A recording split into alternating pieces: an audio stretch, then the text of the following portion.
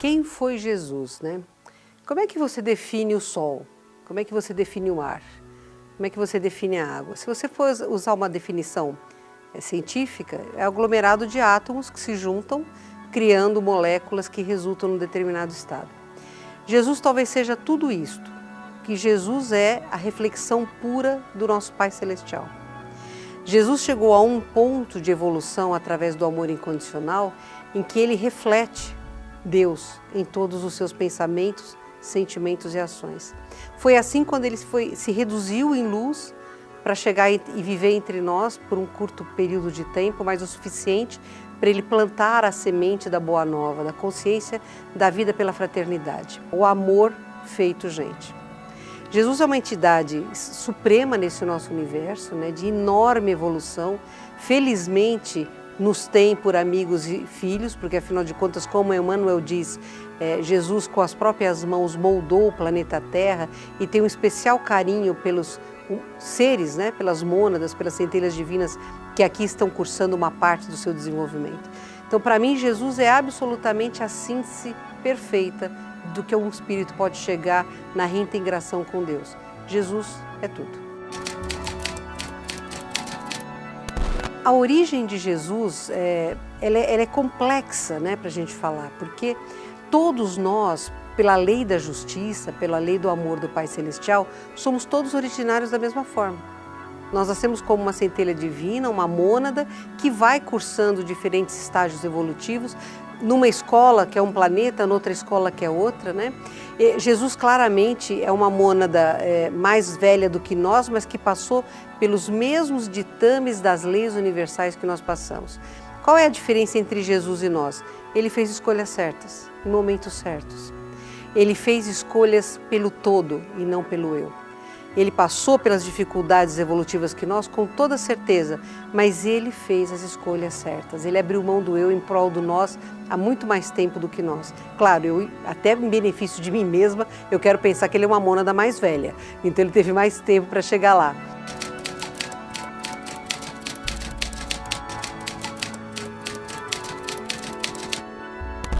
Falar sobre Jesus não dá para a gente pensar nele como um ser que abrigue um corpo físico, por mais etéreo que seja este corpo. É muita energia, né? A gente sabe que para ele vir encarnar, não reencarnar, mas encarnar na Terra, porque houve só uma passagem dele por aqui, ele teve que se reduzir durante um número incontável de anos para que ele pudesse projetar-se dentro de um corpo mais denso, ainda que especial, com uma genética totalmente avançada para o homem daquela época, e avançada para o homem desta época, que suportasse, ainda que por poucas dezenas de anos, o quantum energético deste espírito. Então, imagina um sol maior que o nosso, tá? O nosso sol é pequeno perto de Jesus. Pensa no maior sol desta nossa galáxia, ele ainda é pequeno perto de Jesus. Imagina este sol se reduzindo em magnificência de brilho e energia para poder se manifestar como uma pequena molécula de sol num planetinha de grade energética reduzida como é o planeta Terra. Não dá para dizer assim, Jesus teve um começo igual ao nosso? Sim. Uma trajetória igual à nossa? Não, porque ele fez escolhas diferentes, mas hoje ele é uma energia perfeita e pura que sustenta a vida numa galáxia inteira. Então não dá para dizer Jesus é uma entidade, não, Jesus é uma consciência absolutamente amorosa, presente, cuidadosa, que está em cada subpartícula atômica de nós, que somos seus filhos, se manifestando através de nós, através da nossa consciência, quando nós permitimos isso.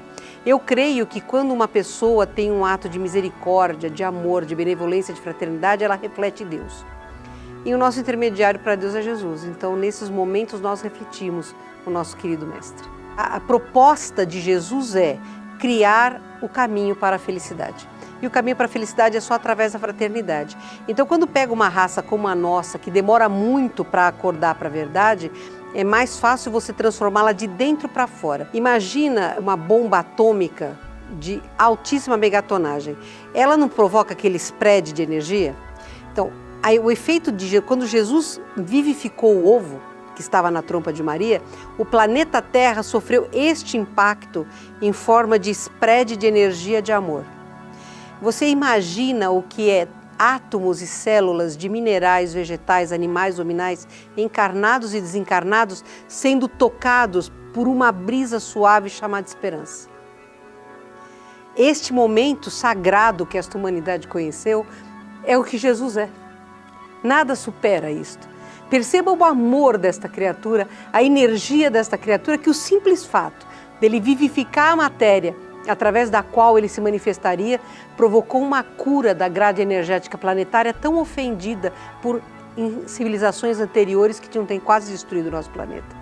Imagina o que significou a chegada dele para espíritos que estavam na erraticidade, que de repente se viram à luz e sentiram em si o ensejo de progredirem.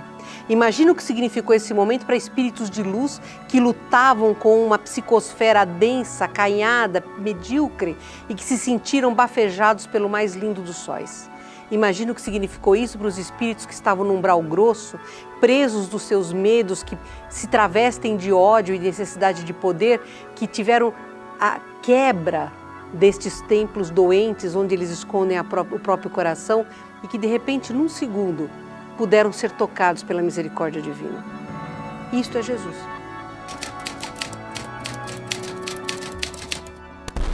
Eu encaro Jesus como um dos filhos de Deus que voltou à perfeição. E filhos de Deus somos todos. Mas sem dúvida nenhuma, nunca houve e jamais haverá na Terra um ser da hierarquia espiritual que Jesus é.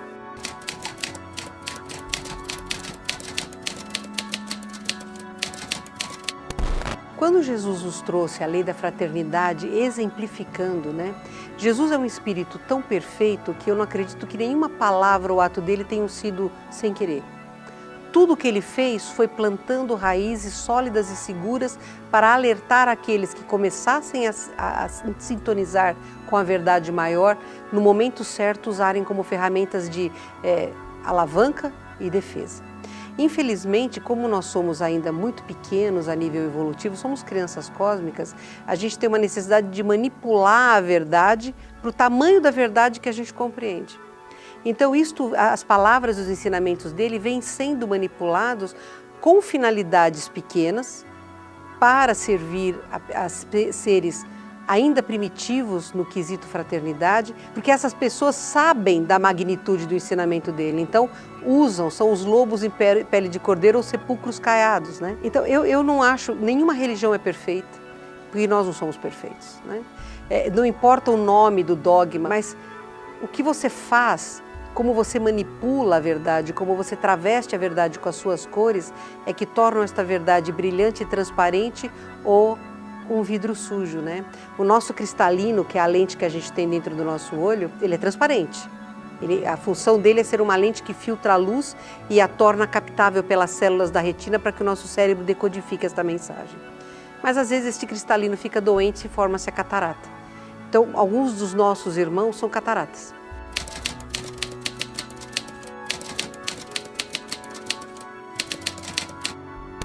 Muitas das coisas que Jesus fez, falou e ensinou não foi retratada nos evangelhos oficiais.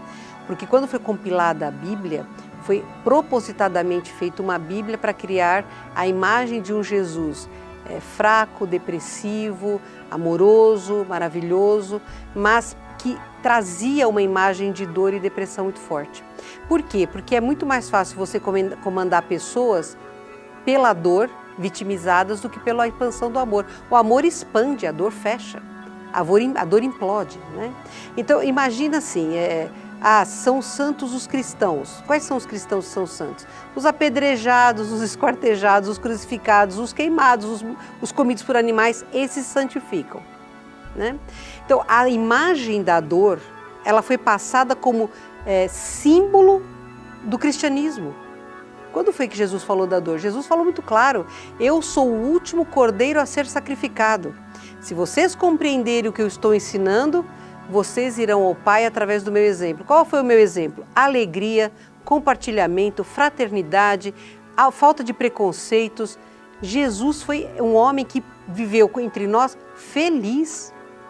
Ele tinha todos os motivos do mundo para se sentir mal, uma psicosfera pequena, seres que não compreendiam o que ele dizia. Ele falou claramente, se eu falo das coisas da terra e vocês não me entendem, como é que eu vou falar das coisas de fora da terra, do espaço? Vendo crianças sendo abandonadas porque eram bastardos, animais apedrejados, doentes rechaçados, os pobres escravizados, pessoas mutiladas porque roubavam pão porque tinham fome.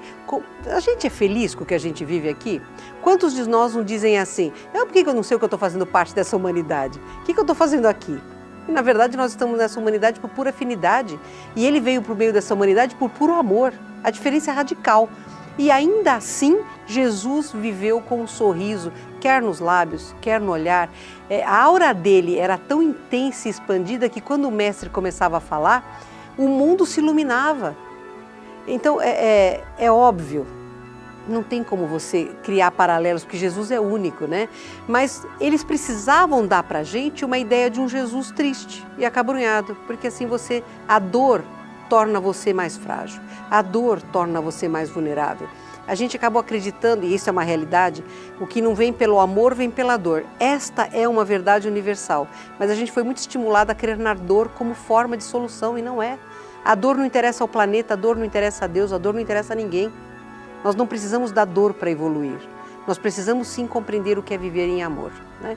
Então, quando eles fizeram esta manipulação, até a modo de controle, eles geraram a necessidade de abstrair boas partes da vida de Jesus. Então tem muitas coisas da infância de Jesus que são maravilhosas, do Jesus quando ele saiu da família para fazer um giro pela Índia, pelo Tibete, voltou pela Pérsia, o aprendizado, a finalização da expansão consciencial que ele precisaria ter para exercer a missão dele, né? E muitas das coisas que ele nos ensinou nem nos evangelhos apócrifos estão. O trabalho dele junto aos essênios, quer dizer, quantas coisas da vida dele hoje nós não temos acesso, mas eu tenho esperança de que em breve a gente comece a acessar estas verdades. Então, a manipulação está aí, mas nós temos ouvidos de ouvir, olhos de ver, né? E isso fará com que a gente possa compreender coisas sobre ele que a gente hoje ainda não tem acesso. Jesus foi um extraterrestre como todos nós somos extraterrestres. Isso está escrito no Livro dos Espíritos, quando o Espírito da Verdade diz a Kardec, você mesmo hoje é terrestre, mas terrestre você não foi. Então, assim como nós, o Mestre também não é originário do planeta Terra. Com 4,5 bilhões de anos, é muito difícil que qualquer um de nós seja um evolutivo primário do planeta Terra.